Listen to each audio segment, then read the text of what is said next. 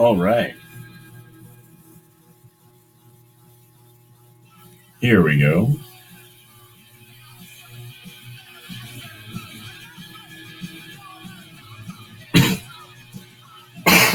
Oh, pardon me. Have a little bit of Cockney rejects.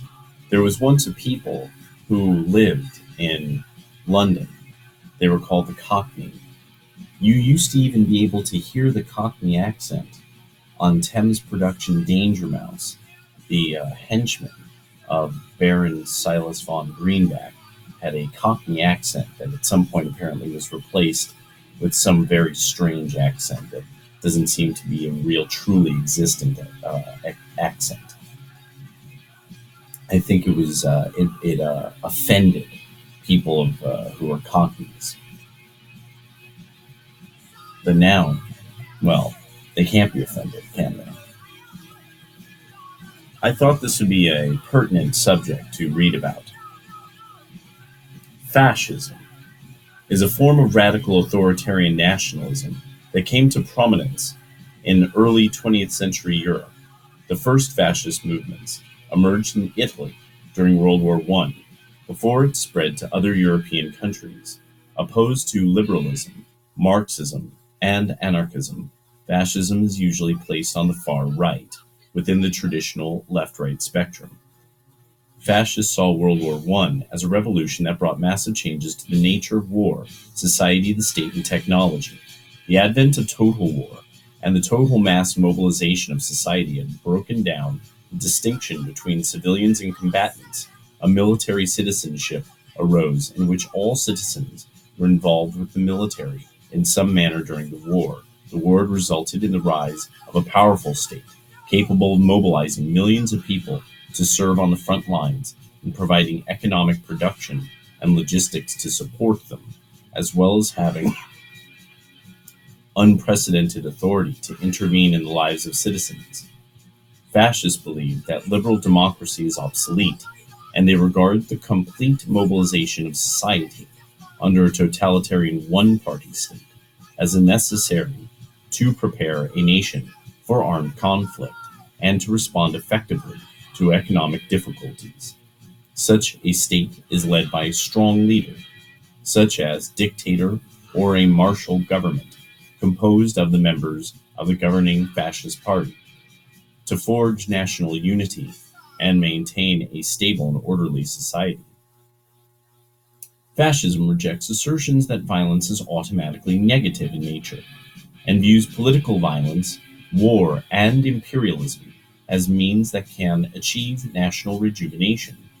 Fascists advocate a mixed economy with the principal goal of achieving autarky through protectionist and interventionist economic policies. Since the end of World War II in 1945, few parties have openly described themselves as fascist, with the term is instead now usually used pejoratively by political opponents. The descriptions, neo-fascist or post-fascist, are sometimes applied more formally to describe parties of the far right with ideologies similar to or rooted in 20th century fascist movements. Etymology: the Italian term fascismo is derived from fascio, meaning a bundle of rods, ultimately from the Latin word fasces. I'm not sure if it's fasces or fascis.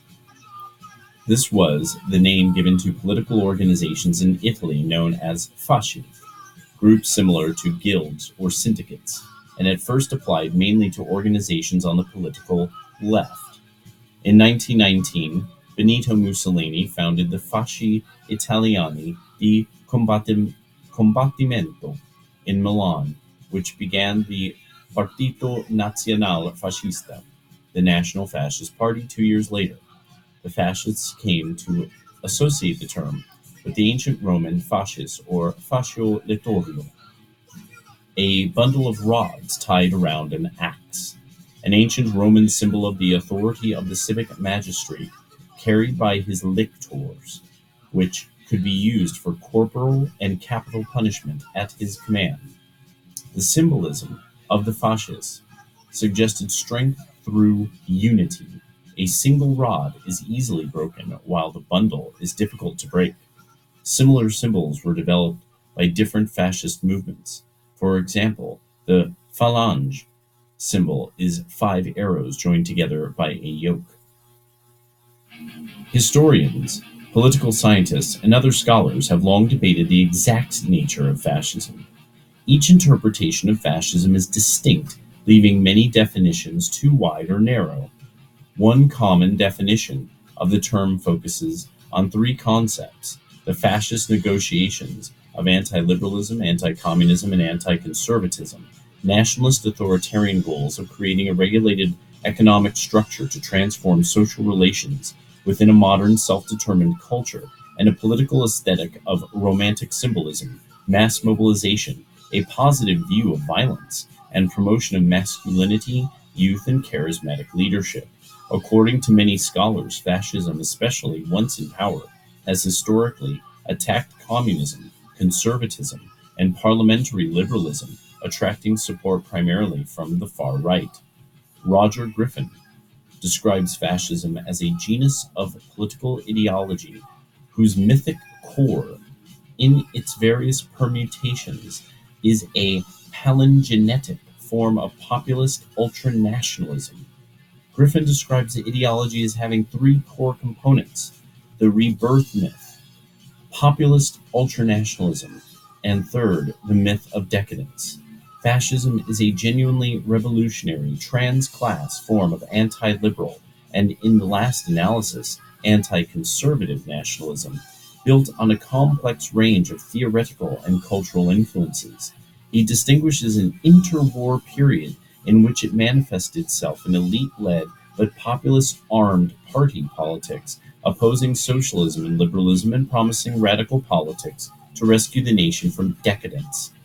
Robert Paxton says that fascism is a form of political behavior marked by obsessive preoccupation with community decline, humiliation, or victimhood, and by compensatory cults of unity, energy, and purity, in which a mass-based party of committed nationalist militants working in uneasy but effective collaboration with traditional elites abandons democratic liberties and pursues, with redemptive violence and without ethical or legal restraints, goals of internal cleansing and external expansion.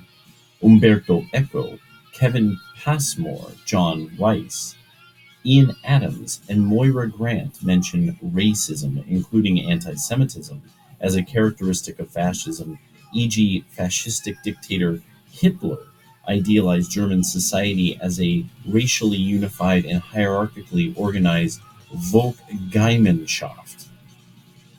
John Lukács, a Hungarian-American historian and Holocaust survivor, argues that there is no such thing as generic fascism. He claims that National Socialism and communism are essentially manifestations of populism, and that states such as National Socialist Germany and Fascist Italy are more different than similar. That would be true. Position in the political spectrum. Fascism was included by both left and right, conservative and anti-conservative, national and supranational, rational and anti-rational. A number of historians regard fascism as either a revolutionary centrist doctrine, as a doctrine that mixes philosophies of the left and the right, or as both of those things. Fascism was founded during World War I by Italian national syndicalists who drew upon left-wing and right-wing political views. Some scholars consider fascism to be right-wing because of its social conservatism and its authoritarian means of opposing egalitarianism. Roderick Stackelberg places fascism, including Nazism, which he says is a radical variant of fascism, on the political right, explaining that the more a person deems absolutely equality among all people to be a desirable condition, the further left he or she will be on the ideological spectrum. The more a person considers inequality to be unavoidable or even desirable, the further to the right he or she will be. Italian fascism gravitated to the right in the early 1920s. A major element of fascist ideology that has been deemed to be far right is its stated goal to promote the right of a supposedly superior people to dominate while purging society of supposedly inferior elements. In 1919, Benito Mussolini described fascism as a movement that would strike against the backwardness of the right and the destructiveness of the left.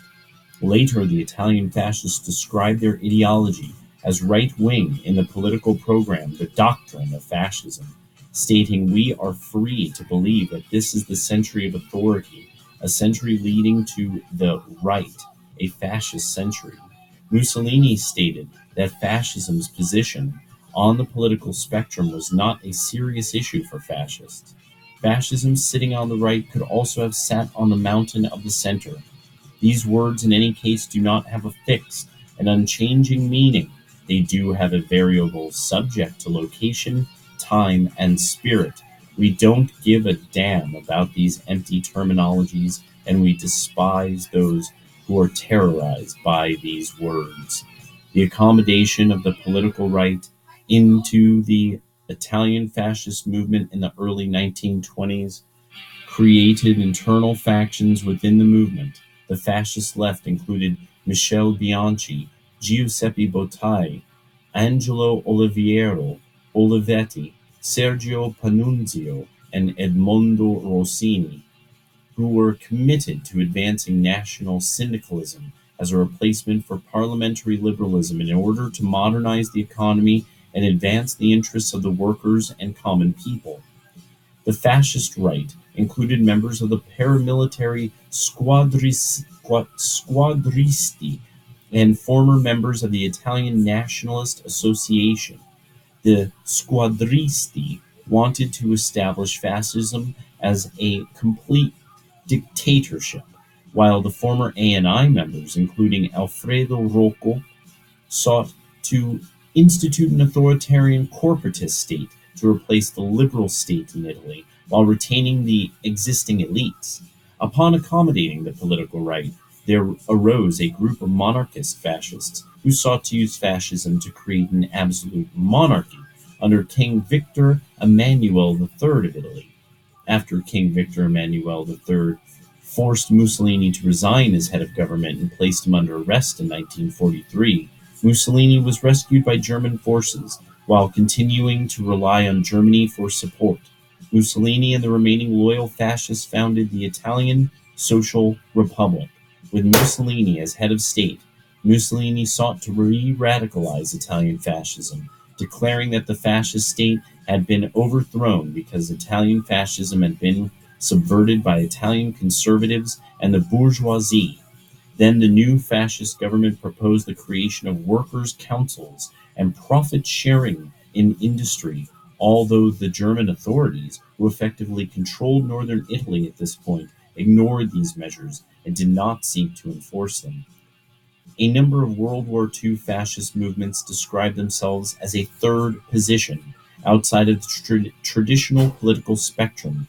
Spanish Falangist leader Jose Antonio Primo de Rivera said basically the right stands for the maintenance of an economic structure, albeit an unjust one, while the left stands for the attempt to subvert that economic structure, even though the subversion thereof would entail the destruction of much that was worthwhile.